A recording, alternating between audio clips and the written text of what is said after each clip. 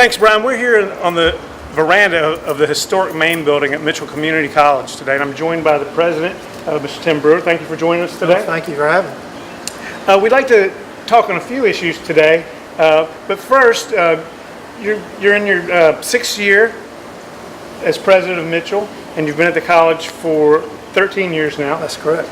Maybe just talk a little bit about the changes you've seen during that time, and Sure.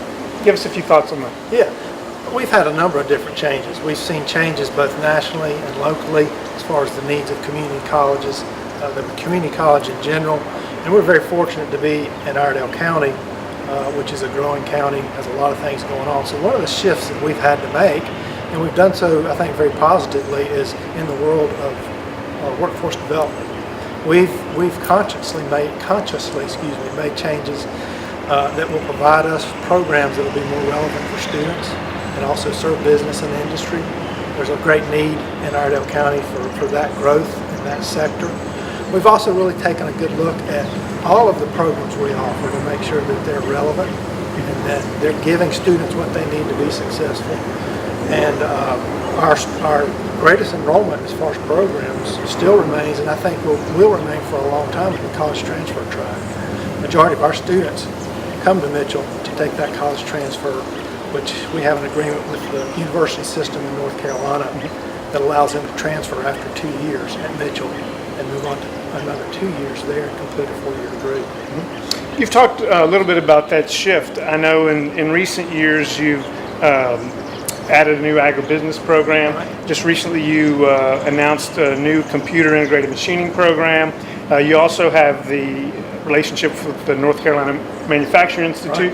Right.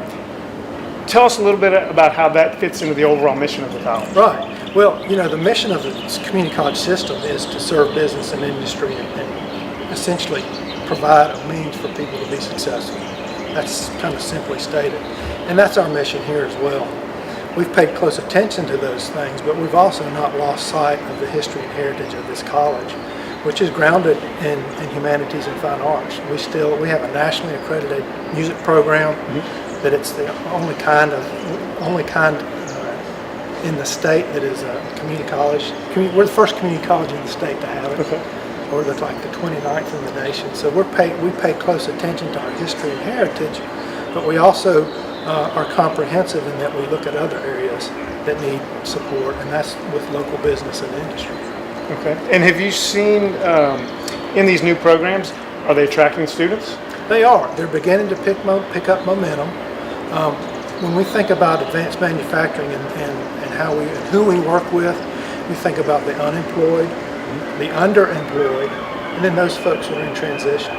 And that's a large population of folks that we have in this county and in this region.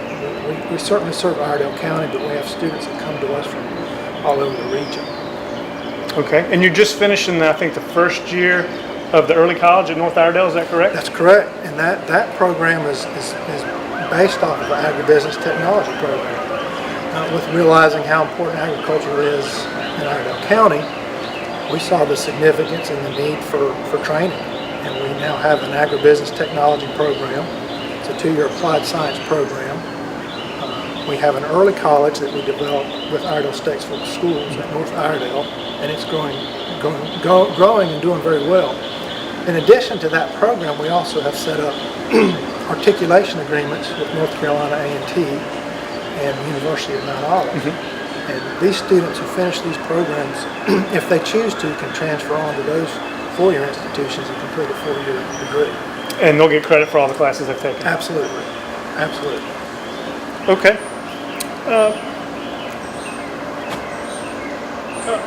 In a related area, I guess you would say, you've got the work on the Allied Health Center coming. Right. It's a $12 million project. Right. You have funding through bond referendum. You've finally cleared the site for that. Construction's supposed to begin this fall. What's the outlook for that program, and do you have sufficient funding to fully furnish and have all the resources you need for that? Well, our nursing program is kind of the anchor program as far as allied health, but there's so many other programs that we're doing now. We've got our EMT and paramedic program. We've got CNA, and we're also, because of the space we're going to create, we'll be able to expand But most of what we have in that building planned right now is simulation space and actual hands-on teaching space, instructional space for nursing, and also all those other programs, so we can be more collaborative in how we teach. That will be the biggest building that the college has built. It'll be 40,000 square feet. As many folks know, we worked hand in hand with the city and the county to get the site clean, and it has given the college about an additional 8 acres. And we will be breaking ground on the new building sometime late this summer, and that is solely for our health sciences program. And we look really good on our financing right now. The bonds are being sold. We feel very comfortable that we can maintain costs within what we're going to be getting. We've done a lot of planning and a lot of researching and paid close attention to that. So we're very excited. We're ready to move. It's going to be about a 13-month build, so we're looking that far out and look forward to getting that program up and running. Okay, so you probably would have students in the building in 2020? That's the plan. All right. But that's not the only capital project kind of on your radar. We talked a little bit earlier. This building, as great as it is, needs some work. What are some other priorities in terms of capital projects for the college? Well, we worked for the first time this year with the Facilities Task Force, which is with the county. We've really appreciated being a part of that and being able to share with that task force what our needs are. The number one priority is to look closely at this main building. We've got to do some engineered studies to determine how things are. We know it needs a good look, and there's potential there for some renovations.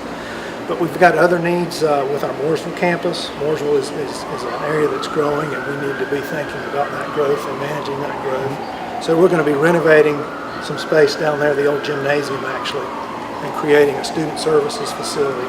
It's a one-stop shop. We also are looking at renovating some older homes here on the main campus here. For instance, the Wallace House will be renovated, and that will be renovated in a way that will provide lecture and seminar space, but also public space for people to meet and so forth. Looking out into the future, if our early colleges continue to grow, certainly the ones that are here in Statesville, we may be partnering potentially with the public schools and building a shared building where we can house certainly the early colleges, but also college courses as well. And then I think land acquisition in Mooresville is something we need to be thinking about, because we certainly are in downtown and we will remain in downtown, but at some point we may need to go outside. So we think about those things as well.